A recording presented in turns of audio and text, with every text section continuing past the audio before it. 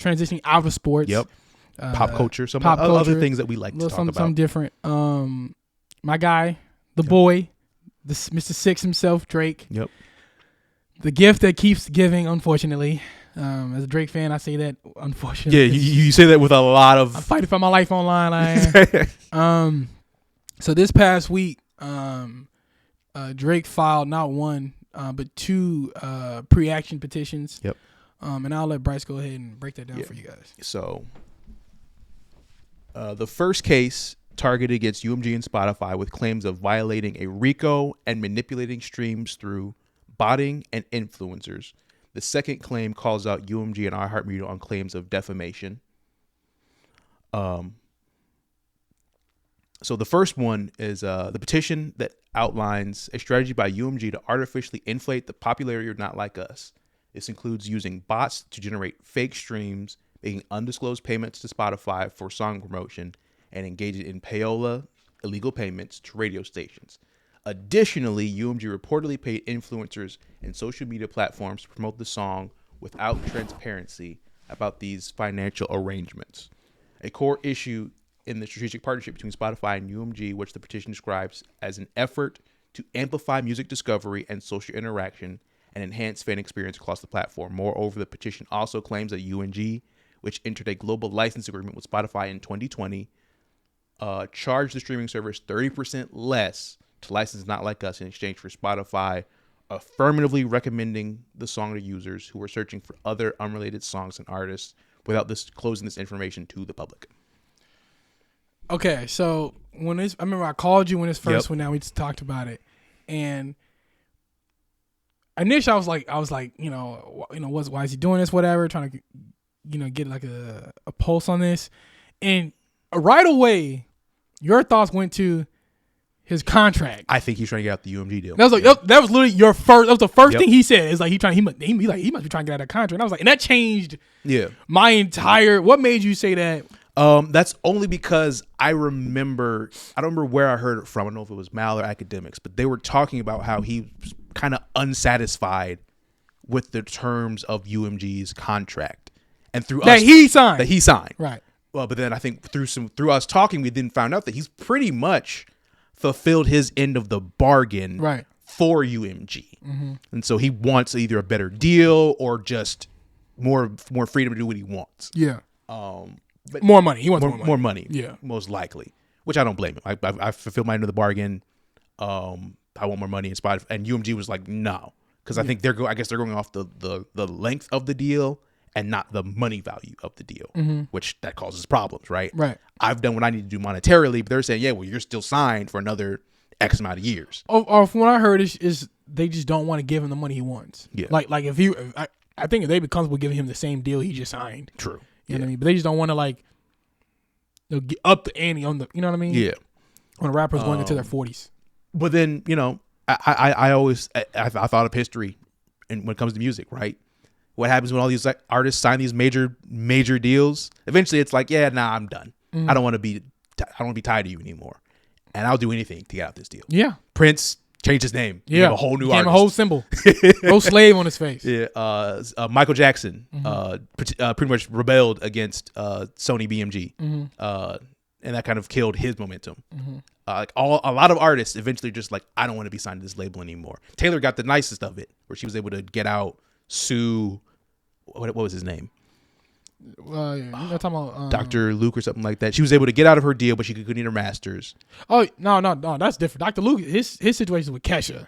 That's right. And that was like sexual assault or something. No, who was Taylor? Was what's his name? Taylor was initially signed to Big Machine. Yeah, Big Machine. When she was coming up, got out of it, fulfilled that, got out of that deal. Then I forgot who she ended up signing with after that.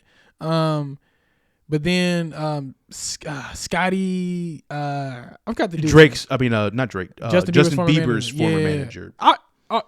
Scooter Braun. Scooter Braun. Yes. Yeah, God. Scooter Braun. I think it was called like Hybe. Yeah. Or Hub, whatever. Because Big Machine was offering up selling her original recordings, her masters, and apparently, because I watched something on HBO about this. It was like offered. It was like two conflicting things. Yeah, like she was claiming that she wasn't offered. They said they did. And I think Scooter was like, "I'll get them for you." No. He asked her if he let her like they. This is from their side. Yeah. They said that they like Big Machine offered it to her. Yeah. I think his people reached out to her, let her, it's good, whatever. And once everybody realized that she wasn't going to, I do think there was like a weird caveat, like she had to. Yeah, there was a weird record. caveat. It was something weird, like she had to do something else, and she didn't want to do it. Yeah. So it was all, technically she didn't sue it. She just re-recorded because after a certain while you can re-record the. That's what she ended up doing. She because there was she didn't have no legal.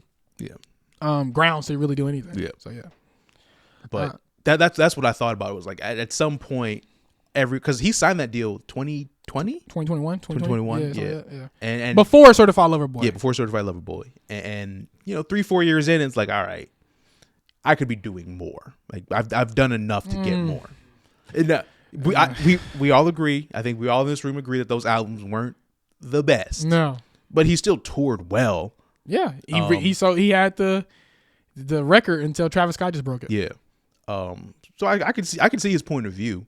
But I guess the weird part for me in all of this is why use this beef to get out of it? So when I initially saw this, I was just like, oh no. I was like, no. You know what I mean? Like let's just let this thing happen, let it play out, and then once it's done, it'd be done. First, let's get a couple things straight, right? One is he's not suing anybody. Yeah, it's a petition. It's a petition. Which, to clarify, let's be very clear, a petition is him saying, I believe there was foul play. I don't have all of the evidence that I need for a suit. So I need this suit to go through so we can go to discovery. Right. So I can get that information. And more importantly, he's not suing Kendrick Lamar. No. Right. No one's being sued. Yeah. Two, and this is another thing that I think people fail to understand is this point's about business. This is what I think happened, right? I believe that he was engaging with UMG for a new contract. Yep. Pre-beef. Yep. Right? The beef pops off. Now, if you have business to take care of, you have no business engaging in a beef. That's true. You got to get your house in order. You got to get your money in order before you deal with anything. That comes first. Yep. Okay, cool. You want to like, transition and focus on that? Okay, cool. Yep. Now you got to know what comes with that. Yep. Right? So if the label decides to use this as a tactic, you know what I'm saying, to kind of like lower your value, because technically if... Yeah, UMG had all the power to go to both parties, like cut the shit. Yeah. I had 100% availability to that. They won't. They won't. But they had that ability. Yeah. Which is what the second suit is basically saying. But I think this is what I think he's thinking, right? Yeah. I think he's just upset with the way negotiations happen, which, I mean, he should be used to it. This is how negotiations work. We see athletes talk about this. Derek Jeter talked about this in the Captain series. Yeah, it's business. It's business. Like, when you get into the meeting rooms, like, you may think you can have the best relationship with UMG, but once it's time for business, UMG is taking their side, not yours. And it's not even that. It's more so of like what you got to be prepared to hear. Yeah. You know what I'm saying? Yeah. Like, it's when you're not want a contract, when it's all fun and dandy, right? It's all, everything's good and up, and hey man, you're doing a good job. But when you get to that room and you asking them to open up their pocketbook and gave you $40 million, and now you asking for $500, $600, $700 million, and they start pulling out the stats. You sold so in 2016 you was at $1 million with views. With Scorpion, you was at this. But then these last couple probably did this. Yeah, Her Loss did this. For All the Dogs did this. Yeah, so like we when we gave you that $400 million, we thought you was gonna do this. You've only done this. You know what I'm saying? Like you got to be prepared. Get prepared to hear that. Yeah, right? they gonna point up the stats as to why I shouldn't. And that's business. Yep. Right. And you got to come back with your information. You got to show your value to them and all that kind of stuff. So that's one aspect. Two is, and it's just me ballparking it, is it sounds like from just the suit or whatever that he did not like the internal way things were handled during the beef. Yeah. right? That's what it sounds like. Yep. It sounds like he doesn't like the fact that I've been the breadwinner, so to speak, the man for the golden child, for whatever entity of UMG that he's a part of. Yeah, for UMG, because Kendrick's over there in Interscope. I outsold him in every capacity. Right. He ain't keeping on the lights more than I am. You know what I'm saying? I'm the reason why y'all can assign some of these artists that don't make shit. You know what I'm saying? Like, you know what I mean? I'm the reason you could take a flyer on some of these people, right? If it was him, you still need to tread lightly a little bit. So I think he don't like the way, and obviously there are people who are there who, like he said, are loyal to him or loyal to the other side. Yeah. So he hears things and all that kind of stuff. So who knows? Maybe they was playing a song at headquarters out loud, and maybe niggas was crip walking in the boardroom. I don't know. You know what I'm saying? Yeah. But he probably didn't like the way things were handled internally. Yeah. And when you feel like you've been like, what's the word? Like disrespected. We use Tom Brady as an example. Okay. I'm in New England. Yep. I've won all these championships. Yeah, I'm Tom effing Brady. How dare you want to move off me for Jimmy Garoppolo? Yeah. How dare you? You know what I'm saying? How dare you not pay me what I'm worth? Well, I took pay cuts. You're right. That's what I'm saying. Like, I should be able to determine when I leave here. Yeah. You know what I'm saying? Like let's not get this fucked up. Like, I should determine when this will be this whole New England Patriot thing and get, you know what I mean? Yeah. How dare you try to even make that move? Yeah. I'm out of here. I'm good. Yeah. I'm good. And I'll show you. You know what I'm saying? So there are plenty of examples of people not feeling wanted. Just, I don't want to, the Bulls, the whole Last Dance. Like, that whole team pretty much said F Jerry Krause. You know what I'm saying? Like it's so we know it's like when you don't want to be somewhere, you feel like they don't have your back. Yeah. You know what I mean? If there was like a neutral, if he in his mind, if it feels like neutral, where like he felt like there was no foul play, like the label didn't do anything funny or anything, it was just he just had the better song, which he did, and it just won off the strength or whatever, and no one went out their way to stick their neck out and said something. You know what I mean? All right, cool, whatever. Like back to the contract. Yeah. But from what it sounds like, from what I've been hearing, they used the beef to kind of undermine him. Right. You know what I'm saying? Yeah. And to be fair to UMG, like I said, maybe they didn't do all of what he's saying. Right. But to UMG, it's like, hey, bro, you just got killed by Kendrick. Mm-hmm. Why should we? Right. And I would feel some type of way. Because at the end of the day, I'm still the bigger artist than Kendrick. Right. Like this beef means nothing. I lost another beef to Pusha T. And y'all still signed me to a contract. So what's different? I guess what they're saying is the difference is after that Pusha T beef, you had your best year as an artist. Yeah. You know what I'm saying? Yeah. So like we didn't have a leg to stand on. True. You literally had your best year or two as an artist ever, probably across the board. So we ain't got a leg to stand on. But this one is like, you met your margins, but like, and I think it's kind of how we talked about it, right? We all agreed that his projects under this label haven't been the best as of late. He's been on UMG's whole career, right? Yeah, well, under this new deal as well. Yeah. Under the new deal, the project haven't been what we thought, right? Which could lead to the reasoning of that's why, like he probably wanted to get out of the deal, early on, which is why he kind of was just like pushing out, That explains the Honestly Nevermind album. I think so too. Yeah. Like, oh, Beyonce's doing this because he helped a little bit on that project. Yeah. Let me just throw out something too. Count it. You know what I mean? Yeah. Yeah. When we first talked about it, my thoughts on this thing has changed though. Okay. I've talked to my brother. I've read an article in Rolling Stone, and I've just been waiting for any lawyer to give me anything I agree. To help my guy out. Yeah. I'll take anything. I'm desperate out here. Not one lawyer was like, he's got a case. Yes. Not one. I said, damn. So this is where this actually, so two things. One, the best thing to happen to him is for him not to have a case. Yeah, I agree.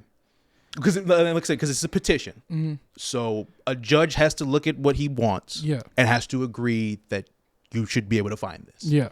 So this couldn't even make it to court. A judge could just be like, nah. The best thing for him is for this to not happen to not go to trial. Yep. And now you just have to. Honestly, what I want him to do is just go away. Yeah. And get off fucking social media. Yep. And this leads you to my next point. Go ahead. I think in the getting off social media part, I think he has to stop pretending like the beef doesn't affect him. Well, we know it's affecting you. We know. So we passed that. Whether you believe it or not, we already know that. Stop pretending to yourself. Yeah. It affected you. Internalize it. Meditate on it. Figure out what you're going to do next. Go to Bali with Russell Simmons. Exactly. Yeah. I wish that he did not focus so much on like the people who are like the critics and all that. Yeah. Because, and I do think he lacks some self-awareness when I say this. I think he forgets who got him here. Yeah. You know what I mean? Yeah. He wasn't the critics' choice. Nope. Or the media journal, whatever. He wasn't their choice. Yeah. He wasn't his peers' choice. Nope. Right? You're not your favorite rapper's favorite rapper. We picked him. Yep. Right? Yep. There's a reason why after the Meek Mill thing, the whole ghostwriting allegations, you were still at the top. Yep. There's a reason why after the whole Pusha T, although he really, I don't think he really had a son. So that's not like, no, that's not anything. You just got called a deadbeat dad. Yeah. And most niggas was like, okay, we know a lot of those. Yeah, right. Me too. You know what I mean? Niggas can relate, you know? Yeah. No, we support, you know, be a good father. Be a good father. You know, but you got here because of the fans. Yep. When you were beefing with him, you were still on top, and his numbers were like sliding back. Yeah, and that album post the beef for Pusha T didn't really move. No. I'm saying with the Kendrick. Oh yeah. He had a surge. Yeah. Once the fuck, because everybody kept saying, and I knew for some reason I thought they were full of it. I didn't believe them, and I was right. They kept saying, "Yo, when HBCUs, you know, they come around, the homecoming band, they're gonna play not like us, and it's gonna still go into the fall." I said, "Them institutions are not about to play a song you know what they calling him at a higher education." No band director. Yeah. Is going to use that song. And if they did, it's not gonna be for homecoming. No. You talking about one day gonna change? No. Not the world. You know, it's only like it's not enough HBCUs to get that movement like that. Yeah, they don't play hit 'em up. You know what I'm saying? So to me, it's like, you know, I'm just saying, even if they did, it's not gonna change the you know, he's not gonna get a surge. He's not gonna fly back up the charts, right? No. And if because there started to be a separation again between him and Kendrick. Yeah. I started noticing online. I started noticing that, you know, I started seeing his songs getting played again more on people's stories and adding it to their posts and all that. Cool. We back to business as usual. Yeah. Right. Even though most of the songs that came out while his song came out, they still on the charts. Yep. Now like us kind of slid out of the top 10. Shabuzi's still there. Yep. Espresso's still there. Yep. Birds of a Feather's still there. Yep. They still there. So his stuff is starting to kind of, people were getting fatigued with it. Yeah. You know what I mean? It was everywhere. So I just wish that he would have saw the 73 million people. I wish he would have more faith in his fans. Yeah. That's what I wish. Like, bro, don't worry about what Charlamagne the guy. He ain't never been a fan of yours. Nope. Joe Budden been screaming for half a decade. Yep. Don't worry about that. Internet's the internet. You know what I'm saying? Like, get off the internet, dog. Yep. Let us get you through this. Yep. You know what I'm saying? Yep. Because like I've seen it. If the artist's not gonna defend themselves, the fans will. 100%. They're not just gonna let you take a beating. Yeah. You know what I'm saying? True fans will have your back. Yeah. 100%. You know what I'm saying? They're not gonna just let you take a beat. They're not just let it do it. So I wish he would have just been like, you know what? Like you said, internalize it. That's another thing that pisses me off, right? Is he does have a right to be mad. Of course. He got called he got called in front of the world, and people were dancing to it. People he liked. Yeah. Were not liked. People he was friends with turned on him during this, right? So like his world in a span of a year got essentially turned upside down. Yep. He doesn't know who to trust. He doesn't know who to turn to, right? So it's like, damn. Like, and they got a question how people really feel about you. Do people really, have they really felt like this way about me this whole time? Have I had these blinders on? Yep. What's really good? Yep. Right? It reminds me of an episode of Justice League Unlimited, the Task Force X episode. Oh, yeah. And at the end, because they broke into Just League, the little space headquarters thing, and I forgot the name of that big thing. It's not called cabinets. I forgot the name of it though. And they broke in, they stole whatever machine they wanted to steal, and they got out. And at the end, Martian Manhunter and Green Lantern, John Stewart, they was interrogating some random worker there. Yeah. And Martian Manhunter's like, I'm gonna erase his whole mind or wipe his whole mind or something like that. And he goes, because we can't trust anybody or something like that, right? Yeah. They talking to each other. We can, he's like, we can't trust him. Martian Manhunter said, we can't trust him. And John looked at him, he's like, dog, we can't trust anybody. And it shows this eerie sound of the whole people walking around the whole ship or whatever because of what happened, right? Yeah. They got infiltrated. And it's like, I think Drake, he got infiltrated. Yeah. You know what I'm saying? Yeah, he did. Yeah, he did. And that messes you up. Yeah. And like you said, you got to deal with that, bro. You have to. You watched, especially over the summer, you watched a lot of people who you had a good relationship with partied in California. That fucks you up. Or you just in general. But they was probably partying to it in Toronto. Might be right. You know what I'm saying? It was a hit song. Yeah. No, I'm talking about the relationships that we knew were very popular. Oh, right. Yeah. You watched them partying in California. Over the course of the beef, Kendrick pretty much said, I got people tipping me off. Mm-hmm. And I don't know if that's true or not, but it could be. Yeah. Like that's nerve-wracking. Mm-hmm. That what I've built in OVO has been desecrated. Yeah. That sucks. But don't pretend like it didn't hurt. Because the more you do that, the more you do stuff like this. You're just lashing out. Yeah. And yeah, attacking Steve Lacy. For what? Saying stuff about Steve. On the internet too much. Yeah. On the internet too much. For what? I saw that. I was like, bro, you up here. Yeah. He down here. Yeah. Keep it pushing. You know what I'm saying? Like, you know what I mean? Like, that'd be like LeBron, responding to, I don't know. Yeah, Duncan Robinson or some shit. Like, all right, bro. Like, whatever. You just Charlie Brown want. That's you know what I mean. Come on, dog. Like, you got to get off the internet. You've got work to do. Which is why the best thing that can happen to him is this suit saying he doesn't have a case. Yeah. Because now there ain't no more moves you can make. Nope. He has a tour coming up in Australia. Yep. Next year. So you do that or whatever. But bro. I actually hope he takes off the entire next year. I agree. I don't think we should get a project in 2025 from Drake at all. We can wait on the party record. Yeah, we can wait on it. Yeah, I agree. Let's do what you got to do. Solve whatever problems you have with UMG. Get that solved, and then come back swinging in 2026. And you know who played this really good? J. Cole. 100%. He should have did what J. Cole did. Yep. Bow out. No. After. After. Nah. You once you in the fight, get in the fight. Sure. I'm not letting him off the hook for that. But after, so he releases Grippy. What? You know what I'm saying? Yeah. After that, J. Cole realized there's only one way through. There's only one way through. Yep. In the history of whatever you do for a living, when you are down bad in that, it's only one way through, and that's to do that at an elite level. Yep. Right. So J. Cole realized, I gotta rap my way through this. Grippy's not gonna cut it. Yeah. I need some bangers. And he went on a nice. You need to let people know you can rap. Yeah. And he went on another feature run. Smoked all the features that came out between August and September. October. Yep. Smoked all of them. Smoked the T Grizzly record. Yep. He smoked the Daylight record. Yep. Like he was just on a tear, right? And now he has the his audio journey podcast coming out, detailing everything that's coming up to now, right? He has the anniversary, not the anniversary. Is it anniversary? Yeah, of 2014 to his drive. Yeah. So that that's going to be taking place in Madison Square Garden. The music is getting him through. Yep. The music. You got to remind people why you like me. Yeah. I got to remind you why you like me. You know what I'm saying? And the music. Will they forget what you did? No.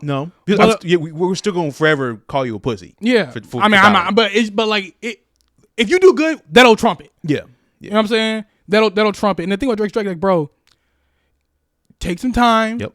Do what you got to deal with. Let whatever Kendrick do, it's gonna happen. Yep. With you or without you, it's going to happen. Let 2025 be Kendrick's whatever. Yeah, whatever. Yeah. Just let it happen. Yep. and have faith that your fans will still be there, and that the credibility and that the work that you've done your entire career will still be there. And to lean on, and then come back better than ever. But anyway, man, that's all the time we have for you guys today, man. You can follow me at Facebook at Bryce Oding. Follow me on Instagram, Bryce David Oding. Bryce going to tell him. We're on Twitter and Threads, Bruce Leroy. And remember, you didn't hear from the horse's mouth to listen to ass who told you. And we out. Peace.